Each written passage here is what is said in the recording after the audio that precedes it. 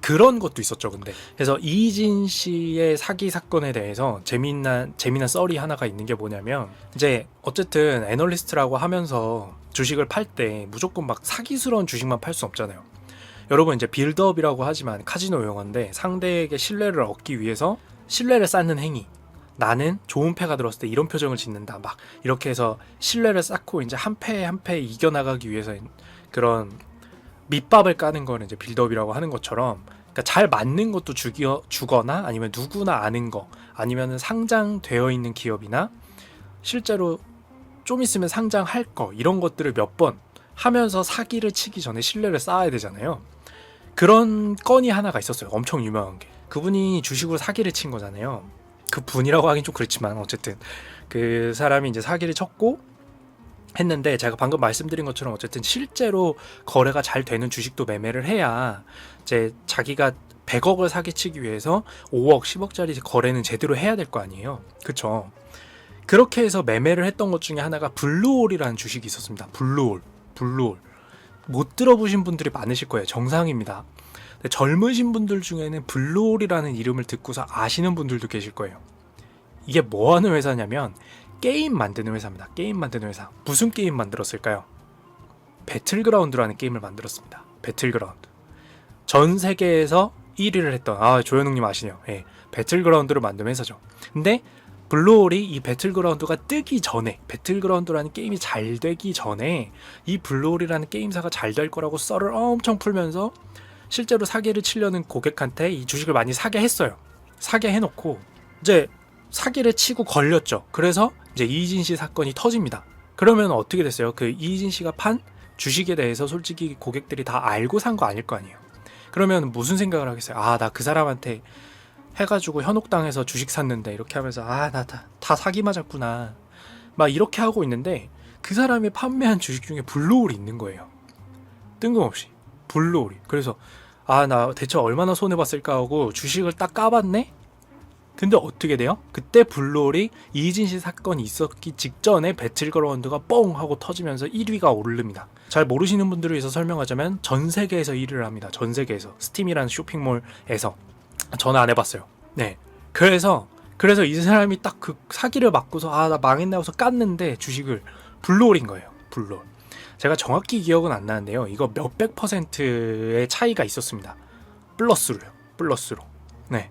그러니까 그때 어떤 반응이었냐면, 이 건을 알고 진짜 참 이거는 뭐 개인 방송이니까 조금 이제 그 사자스러운 언어를 쓰자면 진짜 이게 될 사람 되는구나, 이게 될 놈 되리라고 하죠. 네. 그 고객분이 이제 여성분인 걸로 알고 있는데, 나이가 있으신. 네. 그러니까 이게 진짜 그때예요. 아시는 분들은 아실 텐데, 이 배틀그라운드라는 게임이 잘 된 게 이희진 씨 사건이 터질 그쯤입니다. 그쯤. 엄청 잘 돼서 뜬금없이 게임사 대표님께서, 그 배틀그라운드 블루 대표님께서 무슨 뭐 4차 산업혁명에 뭐 게임으로 잘 된 이분이라고 해서 뭐 대표직인가요? 맡으셨었죠. 대표직? 이사직? 맡으셨었죠. 네. 그래서 그러니까 그냥 그 사람은 뭐겠어요. 사기치기 전에 실제로 매매가 되는 주식을 매매시켜 주려고 했는데, 그냥 그게 대박이 난 거예요. 그냥 그렇게 대박이. 전 세계 1위. 지금은 배틀그라운드가 어느 정도로 대박이 났냐면요, 게임이. 그때 당시 이제 배틀그라운드가 세계 1위를 찍으면 당연히 외국 투자자들도 관심을 보여요. 더 가격이 오르기 전에 그 회사에 대한 점유를 하고 싶으니까 중국 텐센트 뭐 이런 회사에서 야, 너희 회사 지분 좀 달라, 돈 많이 얹어주겠다라고 해서 막 몇십억 몇백억 이렇게 부릅니다. 실제 기사 찾아보시면 나와요. 텐센트 이렇게 쳐가지고 블루홀 텐센트 이렇게 치면 하는데, 이미 기세가 등등해져서 저희는 그 정도는 안 팔아요, 막 이렇게 할 정도로 진짜 블루홀에서는 배틀그라운드 빼면 그러니까 거의 없다시피 했거든요. 근데 그렇게 이제 바뀌던 그 시기를 이진 씨 사기 때문에 그 주식을 샀던 분도 있었어요. 이진 씨가 사기를 치다가 그분은 그나마 그걸로 모면이 된 거겠죠. 그 고객 같은 경우에는. 그때 뭐 다른 분들 같은 경우에는 그냥 이제 그 손실을 받겠죠. 그러니까 진짜 주식 세상은 제가 몰라요. 홍진호님, 약 10년 전쯤 버블 붐이 일어났었던 것 같은데 내후년에 또 한번 붐이 일어날까요? 그 혹시 버블 붐이라는 게 이제 버블 터지는 걸 말씀하시는 거죠? 버블이 막 자산 가격이 막 이렇게 올라갔다가 뻥 하고 터져가지고 이제 아래로 떨어지는 거. 뭐 지금 근데 일단 경기 침체는 본격화되고 있어서 투자 시장 자체에 엄청난 기대감을 갖기는 이미 힘들죠, 이미. 예, 여기서 더 위로 끌어올리면 좀 위험하죠. 좀 추가적으로 말씀을 드리자면, 그러니까 보통 원래 10년 주기라고 해요. 예, 홍진호님 올해로 10년 된대 싶은데요, 12년 주기. 사실 요거는 조금 더 첨언을 하자면은, 그러니까 이게 제가 이제 경제 기사들을 가끔 다루면서 금리 인하에 대한 얘기를 많이 하거든요, 영상들이. 근데 이제 미국이 금리 인하를 하면서, 네, 그쵸, 경기는 이미 불황이죠. 이미 불황 접어든 지 좀 됐죠. 금리 인하나 이런 것들을 이제 미국이 하게 되는데, 그러면 이렇게 생각할 수가 있어요. 아니, 그럼 금리 인하를 하면 되지. 왜 사람들이 힘들다는데 금리 인하를 저렇게 고민해 가면서 하냐라고 생각을 할 수가 있는데, 이게 금리 인하가 결국에는 정말 쉽게 생각하면 돈을 갖다가 그냥 이제 시장에다 갖다 푸는 거란 말이에요. 찍어내는 건 아니지만 사람들이 가지고 있는 돈을 시장에 뿌리도록 만드는 게 금리 인하예요. 정말 쉽게 생각하면. 근데 이게 무한정 쓸 수 있는 수단이 아니고, 게다가 이제 사람들이 시장에 돈을 쏟아 부어요. 막. 그러면은 지금 기업들은 이익이 나지가 않는데, 상품이 잘 안 팔리는데 시장에 돈만 막 뿌려져요. 그러면 어떻게 돼요? 사람들이 투자는 잘 되겠지라고 하면서 투자를 막 해요.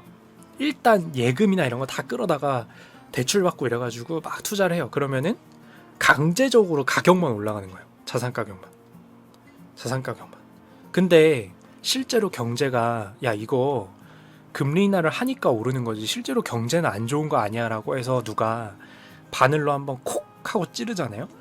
그 버블이 뻥 하고 터지면 정책적으로 돈을 푼 만큼 크게 터집니다. 금리 인하를 그래서 미리 많이 해두면 터질 때 더 크게 터져요. 더 크게 나락으로 갑니다. 그래서 사람들이 이제 트럼프 미 대통령이 그 막 경제 정책을 자기가 임기 대통령인 동안 자꾸 이제 금리나 빨리빨리 해라라고 이제 막 밀어붙이는 거를 사람들이 조금 좀 경계하는 게 뭐냐면, 저거 임기 동안 인기 지키려고 지금 돈을 막 풀어놓으면 나중에 터질 때 더 크게 터질 수도 있게 돼요. 그래서 이렇게 쉽게 생각할 수 있는 건 아니죠. 네, SG님, 많은 경제 유튜버분들이 버블을 예상 중이더라고요. 버블을 예상한다는 게 이제, 그러니까 이미 버블이 쌓여 있다라는 거죠. 네.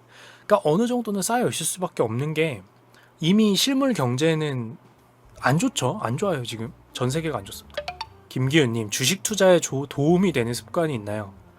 자기 자신을 믿지 마십시오. 이 얘기를 많이 하게 들으실 거예요. 자기 자신을 믿지 마세요. 자기 자신. 소문과 자기 자신 둘 다 믿지 마십시오. 심지어 요거는 이제 제가 PB였던 때에 선배님한테 들었던 썰 중에 하나, 그 조언 중에 하나. 너가 어떤 생각, 예를 들어서 저 주식을 정말 사고 싶다, 저 주식을 정말 팔고 싶다라는 생각이 들었을 때는 3번 더 참아라. 아니면 차라리 반대로 해라 라는 얘기를 들었습니다. 자, 신입일 때. 근데 실제로 공부하는 데 많이 도움이 됐어요.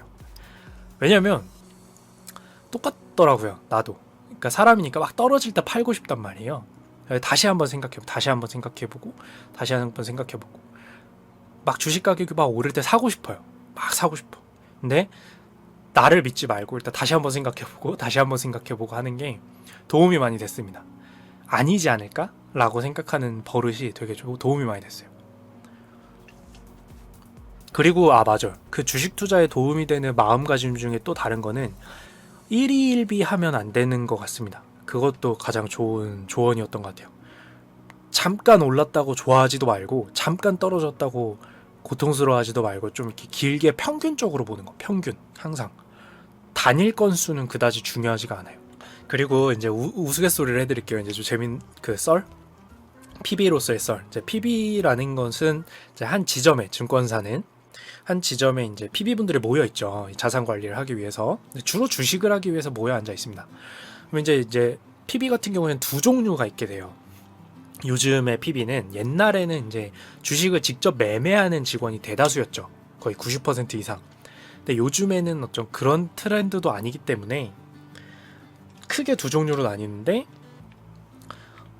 상품을, 금융상품, 펀드나 채권 이런 것처럼 회사에서 내놓는 상품을 팔아서 그거를 상품을 사간 고객들이 많으면 많을수록 돈을 버는 PB가 있고, 여전히 예전처럼 주식을 직접 매매하면서 고객들의 자산을 주식으로 불려주겠다라는 PB 두 종류가 있어요. 그래서 쉽게 생각하면 주식을 하는 PB와 금융상품을 판매하는 PB가 됩니다. 둘 중 어느 쪽이 옳고 그르고는 없습니다. 근데 중요한 건 뭐냐면 이런 구분이 있죠. 그래서 그러니까 여러분들이 어떤 사람을 원하느냐에 따라서 이제 정확히 만나야 될 사람이 나뉘는 거고, 그리고 제가 그 영상을 좀 파격적으로 올렸던 거긴 한데 이제 인기는 그렇게 없었는데, 제가 수수료에 대한 얘기를 올린 게 있어요, 유튜브에. 그래서 항상 저는 회사를 볼 때 그 회사가 이제 직원이 되기 위해서 인센티브가 어디 붙어 있느냐를 봐요. 어려운 얘기가 아니라 그 회사는 어떤 상품을 통해서 수익을 내느냐예요. 원래 증권사는 어디서 수익이 나죠? 주식에 투자 수익이 나서 수익이 나지가 않아요. PB는 증권사 PB는 어디서 수익이 나는 거죠? 주식을 사거나 팔 때 붙어 있는 수수료에서 수익이 나게 되어 있습니다. 제도 자체가 그래요. 즉, 내가 주식을 살 때 1,000만 원을 샀으면 그 중에 이제 0.5bp, 50bp라고 해요. 그러니까 표현 방식인데 0.5% 정도가 이제 보통 수수료가 나가죠. 그러면 1,000만 원이면은 이제 10만 원에서 대충 5만 원 정도의 수수료가 나온다라고 볼 수가 있겠죠. 쉽게 계산하면. 이런 것들이 쌓이고 쌓여서 수익을 만들어내는 구조입니다. 금융상품도 가입 수수료가 있고 유지 수수료가 있죠. 그런 것처럼, 근데 일단 이거를 주식을 사고 파는 거 자체의 수수료로 먹고 사는 거란 말이에요. 근데 이 얘기가 왜 중요하냐면, 자 여러분, 기업이 아무리 선량하게 하려고 해도 그 경제적 유인, 돈이 나오는 방향으로 가게 되어 있어요. 그래서 제가 항상 하는 얘기지만, 주식을 사고 팔 때 수수료를 붙이는 방식은 어떻게 운영할까요? 수익을 내려고 할까요? 주식을 많이 사고 팔려고 할까요? 당연히 주식을 많이 사고 팔려고 하겠죠.